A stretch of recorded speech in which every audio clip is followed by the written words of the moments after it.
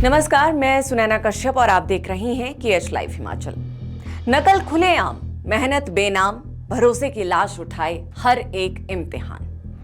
जब एक समोसे पर CID जांच बैठ सकती है तो बच्चों के भविष्य पर क्यों नहीं? ये महज तंज नहीं, सरकार पर एक करारा तमाचा है। प्रदेश में अगर एक समोसे के गुम होने पर जांच बैठ सकती है तो फिर उन हजारों बच्चों के सपनों की सुरक्षा पर इतनी चुप्पी क्यों? पुलिस पेपर लीक हुआ या नहीं, ये बात की बात है, मगर बच्चे दावा कर रहे हैं कि परीक्षा केंद्रों के भीतर खुलेआम नकल हुई है, और वो भी प्रशासन की नाक के नीचे। अब अगर ऐसा हुआ है तो ये न केवल अस्वीकार्य है बल्कि शर्मनाक भी है। जब अभ्यर्थी खुलकर CCTV की जांच और निष्पक्ष जांच की मांग कर रहे हैं तो फिर कार्रवाई में इतनी सुस्ती क्यों? सुखू जी ये वही युवा है जिनके कंधों पर कल प्रदेश की सुरक्षा होनी थी। आज वही आंसुओं में डूबे हैं और सरकार खामोश। कम से कम इन आंखों में तैरते भरोसे और टूटते हौसलों का तो ख्याल कीजिए। 15 जून को हुई हिमाचल प्रदेश पुलिस कांस्टेबल भर्ती परीक्षा विवादों में घिर गई। जिन युवा आंखों में यूनिफॉर्म पहनने का सपना था वो अब नकल और धांधली के खिलाफ आंसुओं के साथ आवाज उठा रही है। प्रदेश के कई जिलों से सामने आई शिकायतों में अभ्यर्थियों ने आरोप लगाया कि परीक्षा केंद्रों के अंदर खुलेआम नकल हो रही थी और प्रशासन पूरी तरह लापरवाह था। ये आरोप उन बच्चों के हैं जिन्होंने ये लिखित परीक्षा दी है। सोशल मीडिया पर हर तरफ इस बात के चर्चे हैं कि इस बार भी संभवतः पेपर लीक हुआ हो, जैसा कि पिछली सरकार में हुआ था। यह पहली बार नहीं है जब इस परीक्षा पर सवाल उठे हैं। इससे पहले भी साल 2022 में पुलिस कांस्टेबल भर्ती परीक्षा में पेपर लीक का मामला सामने आया था। उस दौरान इस पेपर लीक मामले में 100 से ज्यादा लोगों की गिरफ्तारियां हुई थी। वहीं जब पुलिस भर्ती पेपर लीक के मामले में जांच शुरू हुई तब कई अन्य प्रतियोगी परीक्षाओं में भी गड़बड़ी पाई गई। अब इसी तरह से 3 साल बाद 15 जून 2025 को पुलिस कांस्टेबल 1088 पदों पर भर्ती की लिखित परीक्षा पर भी सवाल उठने लगे हैं। पहले जरा ये वीडियो देखिए।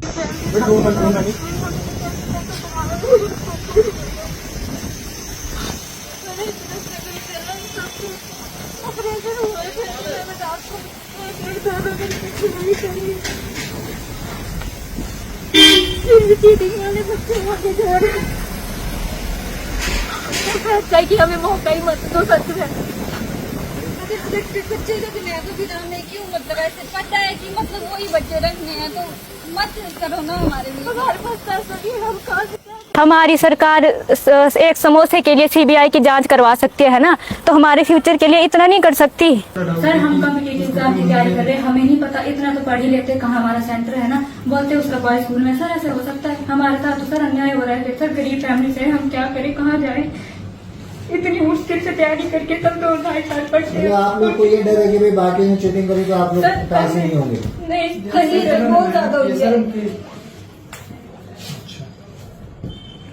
हम चाहते हैं सर बस CCTV कैमरे चेक होने चाहिए।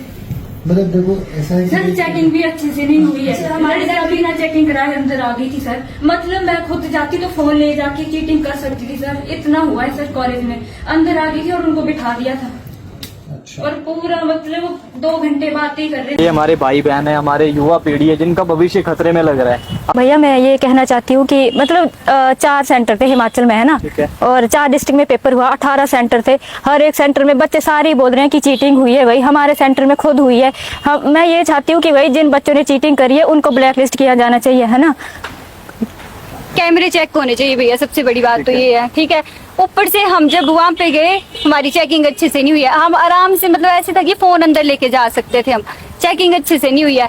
बच्चों को 2-3 बच्चों को उठा के लेके गए थे बीच से कि ये गलती से वो जो दूसरा एडमिट कार्ड है वो फिजिकल वाला लेके आ गया। ऐसे कैसे वो पेपर देने जा रहे? टाइम हो गया आपको तैयारी करते इसी चीज की? 2-2 साल हो गए हमें। मेरे को तो 3-4 साल हो गए हैं। देखो भाई सभी ये जितने भी हमारे भाई बहन है सभी रेंटेड रूम लेके रहते हैं यहाँ पे। सभी के घर वाले इतना खर्चा इन पे कर रहे हैं, कोई एकेडमी में पढ़ रहा है, कोई लाइब्रेरी ज्वाइन की है, अपनी स्टडी पे पूरा फोकस कर रहे हैं। और ऐसे में भी ये देखो जो जिनको कुछ भी नहीं आता है वो चीटिंग करके आगे नंबर ले जाते हैं अपना, और जो बेचारे पढ़ने वाले बच्चे हैं जो इनको जिनका हक मिलना चाहिए वो रो रहे हैं आज। ऐसे कर रहे थे भैया, पेपर जैसे स्कूल के पेपर नहीं होते हैं, ग्रुप में बैठ के पेपर कर रहे थे। हमारा क्या फायदा फिर इतनी मेहनत करने का भैया। और क्या कहना चाहोगे? जितने भी हमारे ऑल हिमाचल के स्टूडेंट्स हैं वो भी इस वीडियो को देख रहे होंगे और किसी ना किसी के साथ ये सब कुछ हुआ होगा, बट आगे कोई सबके साथ हुआ है भैया। जिसने चीटिंग करी है वो नहीं बोल रहा है ना, उनके अच्छे नंबर आ गए वो नहीं बोल रहा है। हमने इतनी मेहनत करी है 2 साल से पढ़ के, फिर भी हमारा कुछ नहीं बन रहा है और वो आगे ज्यादा नंबर ले रहे हैं चीटिंग आप करके। चाहते हैं कि कैमरे चेक हो या इस पे हम चाहते हैं कैमरे, सीसीटीवी कैमरे चेक होने चाहिए और जिन्होंने चीटिंग करी है उनको ब्लैकलिस्ट किया जाना चाहिए बस। अभी हम डीसी ऑफिस में गए थे, देखते हैं आगे की कार्रवाई क्या रहती है, इस पे कुछ एक्शन होता है या नहीं होता है। बाकी देखो आवाज ही उठा सकते हैं, आगे जा ही सकते हैं, बाकी होना ना होना सरकारों प्रशासन पे डिपेंड करता है। बाकी देखो किस तरह से बेचारे सुबह से यहाँ पे बैठे हुए हैं और कितनी मेहनत इन्होंने की होगी, इनकी सारी मेहनत पे पानी फिर गया। कितने टाइम से ये एक तो एग्जाम नहीं आते, एक तो नोटिफिकेशन निकलती नहीं है, गलती से निकल गई तो वो चिटिंग वाले बस बाजी मार जाते हैं बेचारे। हमारी सरकार एक समोसे के लिए सीबीआई की जांच करवा सकती है ना, तो हमारे फ्यूचर के लिए इतना नहीं कर सकती। हाँ, हमारा ये जो पेपर हुआ उसके लिए सीबीआई की जांच होनी चाहिए, जरूरी है। कोई सिक्योरिटी नहीं थी। देखो गेट पे पूरी चेकिंग हो रही थी कि जिस बंदे का सेंटर जहाँ पे है उसको वहीं पे एंट्री मिल रही थी, लेकिन मेरे रूम में आके मतलब उन्होंने एक ऐसे बच्चे को ढूंढा, खैर नाम तो नहीं मैं लूँगा, लेकिन बच्चे को ढूंढ रहे थे, बोल रहे थे कि इसका जो एडमिट कार्ड है वो कहीं और के लिए इशू हुआ है और वो दूसरे सेंटर पे पहुंच गया है। तो भाई जब गेट पे इतनी सिक्योरिटी थी तो वो बंदा अंदर कैसे पहुंच सकता है? जो इतने बड़े एग्जाम की तैयारी कर रहा है वो कैसे अपना एडमिट कार्ड या कुछ भी हाँ जी। इसका एग्जाम है कहाँ? हाँ आपके वही। एग्जामिनेशन हॉल में क्या हुआ था? मतलब हमारे तो भैया चेकिंग ही नहीं हुई अच्छे से ना, और एक मटोर वहाँ पे मतलब जैसे पेपर शुरू हुआ उससे 5 मिनट पहले लाइट चली जाती है और जैसे पेपर खत्म होता है उससे 5 मिनट पहले लाइट आती है। जैम्बरी नहीं बजे भैया, जैम्बरी नहीं जैम्बर भी नहीं हर बजे पेपर भैया। वैसे बजे नहीं है। वो बोलते भाई जब सायरन बज जाएगा आप शुरू कर देना, नहीं तो हम टाइम बता देंगे। ऐसे कैसे भाई? खुद ही ना तो दीवार पे बजते वो भाई चीज पेपर। लगी थी, पेपर था वो क्या था वो कुछ समझ नहीं आ रहा है। जब अच्छे से- सरकार बता रही है कि इतनी सिक्योरिटी थी तो वो लड़का दूसरे सेंटर में कैसे पहुंचा और उसको एंट्री कैसे मिली? चलो वो पहुंच तो गया कि गलती से उसने पढ़ा नहीं होगा कि सेंटर कहाँ पे है उसका, लेकिन उसको एंट्री मिल गई और वो रूम तक कैसे पहुंच गया? हमारे रूम में आए थे उसको ढूंढने के लिए, लेकिन वो वहाँ पे नहीं मिला, तो वो रूम तक कैसे पहुंच गया? अब मुझे नहीं पता कहीं से मेरे भाई बहनों की आवाज़ आगे पहुंचेगी नहीं पहुंचेगी, इस पे एक्शन होगा नहीं होगा, बट आप सभी को पता है कि जिन्होंने जो भी एग्जामिनेशन हॉल में जितने भी स्टूडेंट्स थे, जितने भी भाई थे, जितनी भी बहनें थी, उन्होंने देखा होगा। तो इस वीडियो को ज़्यादा से ज़्यादा फैलाओ, हिमाचल सरकार तक पहुँचाओ कि देखो यार किस तरह का चल रहा है। बच्चे इतनी 3-3, 4-4 साल से मेहनत करी जा रहे हैं, रेंटेड रूम में रह रहे हैं, घर का कोई आता पता नहीं, खुद का कोई आता पता नहीं, पढ़ाई पढ़ाई पढ़ाई पढ़ाई, फिर भी इस तरह का चीटिंग करके बाजी मार जाते हैं। तो ये गलत है, बिल्कुल गलत है। इस वीडियो को ज़्यादा से ज़्यादा शेयर करिए। एक अभ्यर्थी की बात पूरे सिस्टम पर सवाल उठाती है। जब एक समोसे की जांच सीआईडी कर सकती है तो हमारे भविष्य के साथ हो रही इस नकल की जांच क्यों नहीं? चंबा जिला के इस अभ्यर्थी ने परीक्षा केंद्र में सरेआम नकल करवाए जाने के गंभीर आरोप लगाए हैं। लड़की ने आरोप लगाया कि इस परीक्षा के लिए उसने और उस जैसे कई अन्य युवाओं ने कड़ी मेहनत की, लेकिन अब परीक्षा केंद्र में सरेआम नकल करवाने से नकल करने वाले पास हो जाएंगे और मेहनत और ईमानदारी से परीक्षा देने वाले छात्रों को नुकसान उठाना पड़ेगा। चंबा जिला में पुलिस भर्ती परीक्षा के कई अभ्यर्थियों ने डीसी चंबा से मुलाकात कर इस बारे में ज्ञापन भी सौंपा है। इन अभ्यर्थियों ने परीक्षा केंद्र में नकल और प्रशासनिक चूक की स्वतंत्र जांच की मांग की है। इसी तरह शिमला में परीक्षा देने पहुंचे अमन ने कहा है कि मैंने खुद अपनी आंखों से कई छात्रों को खुलेआम नकल करते देखा। ना तो कोई सख्ती थी और ना ही निगरानी। परीक्षा केंद्र में ड्यूटी कर रहे शिक्षक आंखें मूंद कर बैठे रहे और उन्होंने भी कोई सख्ती नहीं बरती। उन्होंने सरकार से परीक्षा केंद्रों में लगे सीसीटीवी कैमरों की फुटेज खंगालने की मांग की है ताकि सच्चाई सामने आ सके। अब इन कमेंट्स पर नजर डालिए। हर जगह एक ही बात कि नकल का कोई हिसाब नहीं था। अब अभ्यर्थियों की मांग है कि परीक्षा केंद्रों में लगे सीसीटीवी कैमरों की जांच हो। नमस्कार, मेरा नाम अमन है। मैंने कल ही हिमाचल प्रदेश पुलिस एग्ज़ाम जो था रिटर्न उसे कल दिया था और मेरा जो सेंटर था वो शिमला में था, लेकिन मैंने एग्ज़ाम देते हुए अपनी आंखों से बच्चों को चीटिंग करते देखा है और बच्चों ने आपस में पूछ के चीटिंग की है, क्योंकि वहाँ पर जो टीचर थे उन्होंने थोड़ी सी भी सख्ताई नहीं दिखाई और हमारे रूम में 24 जो स्टूडेंट थे एक ही रूम में और एक ही टीचर हमारे लिए दिया गया था। मेरा इस वीडियो का मोटिव कोई ये नहीं है कि मैं किसी के मेहनत पर पानी फेरूं, लेकिन अगर सीसीटीवी कैमरे में अगर सच में यही देखा जाएगा कि बच्चों ने सच में चीटिंग की है तो सरकार उस पर या डिपार्टमेंट उस पर सख्त से सख्त कार्रवाई करे। इससे क्या हो रहा है कि बच्चों ने जो मेहनत करी थी पिछले 2022 के एग्जाम के बाद, यानी कि 1-2 साल से जो मेहनत करते आ रहे थे, उनके बीच और वो बच्चे जिन्होंने चीटिंग करी है उनके बीच कोई भी डिफरेंस नहीं रहा। क्योंकि अब जो बच्चे ने जो है पूछ के एग्जाम दिया है वो आगे जा रहे हैं, जो मेहनत की है बच्चों ने वो पीछे रह रहे हैं। तो फिर इस हिसाब से तो मतलब कुछ रहा ही नहीं इस एग्जाम का लेवल। और हिमाचल प्रदेश में पुलिस कांस्टेबल के 1088 पदों पर भर्ती चल रही है, जिसमें महिला और पुरुष वर्ग की भर्ती हो रही है। ग्राउंड टेस्ट के बाद अब पुलिस भर्ती की लिखित परीक्षा का आयोजन किया गया था। ये लिखित परीक्षा प्रदेश भर के विभिन्न परीक्षा केंद्रों में 15 जून को आयोजित की गई थी। जानकारी के मुताबिक इस परीक्षा में 15,781 युवा अपीयर हुए थे। बेरोजगारी का हिसाब लगा लीजिए, वैकेंसी 2000 भी नहीं और अभ्यर्थी 15,000 से भी ज्यादा। बेरोजगारी की मार झेल रहे युवाओं के लिए ये परीक्षा बेहद अहम थी।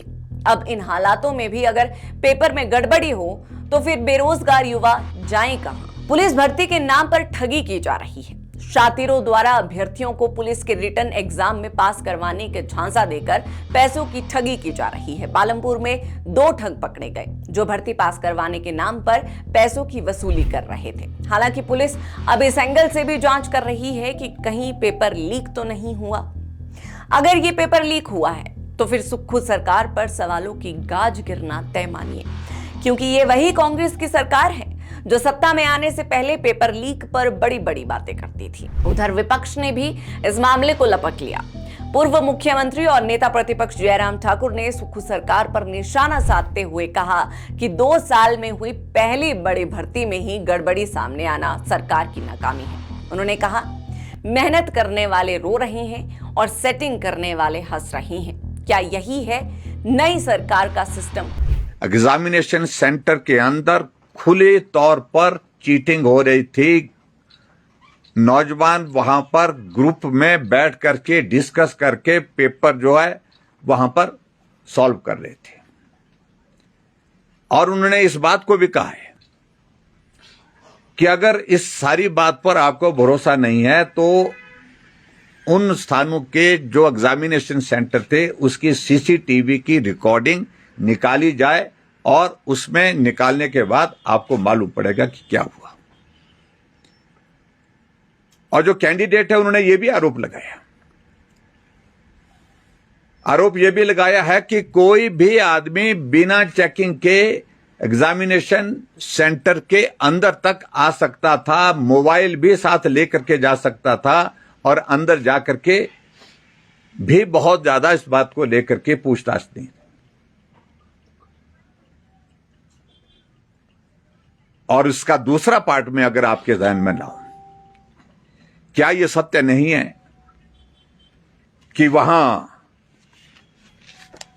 कांगड़ा के अंतर्गत जो है 2 लोगों की इसमें जो है जवाली के रहने वाली है उनकी गिरफ्तारी हुई है, विक्रम और बलविंदर की। उनसे पूछताछ के बाद पुलिस ने क्या महसूस किया, क्या उसकी इन्वेस्टिगेशन की जो प्रक्रिया होने के बाद जो है उनसे पूछताछ में क्या निकला, यह सार्वजनिक होना चाहिए। अब ये आरोप लग रहे हैं कि पुलिस की भर्ती से पहले एग्जाम को पास करने के लिए हरियाणा में, दिल्ली में कैंडिडेट्स को बुलाने की प्रक्रिया शुरू हुई और लाखों रुपए ले करके इस भर्ती में उनको पास करने का वादा किया गया। वादा करने वाले कौन थे और वादा करने के साथ साथ कौन वो अभ्यर्थी थे जिनको बुलाया गया था? मेरी जानकारी के मुताबिक 15-16 लोगों को इसमें इन्वेस्टिगेशन के लिए बुलाया गया है। लेकिन उसके बावजूद भी हिमाचल प्रदेश सरकार का दबाव लगातार इस बात के लिए है कि जो सीसीटीवी की जो रिकॉर्डिंग है उसको सार्वजनिक ना किया जाए। सीसीटीवी की रिकॉर्डिंग के साथ साथ में किसी सूरत में ये पेपर जो है रद्द नहीं होना चाहिए, इसलिए पेपर लीक हुआ है ये बात कहीं से नहीं आनी चाहिए। इस बात का दबाव जो है लगातार नीचे तक डाला गया है सरकार की ओर से, पुलिस के अधिकारियों की ओर। बतौर विपक्ष आवाज उठाना ठीक है, लेकिन ये मत भूलिए कि जब पूर्व बीजेपी सरकार में भी इसी परीक्षा का पेपर लीक हुआ था और तब उसे रद्द करना पड़ा था, उस समय भी जयराम जी मेहनत करने वाले ही रो रहे थे। क्या उस समय आपको इनके आंसू नहीं दिखे? राजनीति के लिहाज से आप मुद्दा उठाइए, मगर अपने कार्यकाल को भी थोड़ा याद रखें। सवाल उठाने वाले अगर खुद सवालों में घिरे हो तो जनता को एतबार कम ही होता है। पुलिस पेपर में हुई धांधली से अब फिर वही कहानी दोहराई जा रही है। समझ ये नहीं आता कि सत्ता में आते ही इन नेताओं के तेवर बदल क्यों जाते हैं। पहले जयराम जी सत्ता में थे, तब पेपर लीक हुआ और 100 से ज्यादा गिरफ्तारियां हुई। उस समय विपक्ष की भूमिका निभाते हुए कांग्रेस सवाल करते रही और जयराम सरकार बचती रही। अब सत्ता परिवर्तन हुआ, जयराम जी आज विपक्ष में हैं और कांग्रेस पार्टी सत्ता में। अब सवाल जयराम जी कर रही हैं और सरकार चुप है, कांग्रेस की सरकार चुप है। और दिलचस्प बात देखिए, मुद्दा तब भी वही था और आज भी वही है। सुक्खू सरकार जयराम सरकार की गलतियों से ही कुछ सबक लिया होता। सवाल यह भी है कि क्या सत्ता में आते ही संवेदनशीलता और जवाबदेही की परिभाषा बदल जाती है? कल जिन मुद्दों पर विपक्ष सरकार को घेरता था, आज वही मुद्दे उसके लिए असुविधा बन गए हैं। राजनीति अपनी जगह है, लेकिन इन युवाओं की मेहनत, उम्मीदें और आंसू इससे कहीं ऊपर है। हर बार सरकारें बदलती हैं, लेकिन नकल और पेपर लीक की कहानी जस की तस रहती है। अगर अब भी कुछ नहीं बदला तो अगली पीढ़ी शायद इस सिस्टम पर यकीन करना ही छोड़ दे। बहरहाल आज की इस चर्चा में इतना ही। इस पूरी चर्चा पर आप सभी की क्या राय है, ये हमें कमेंट कर जरूर बताएं।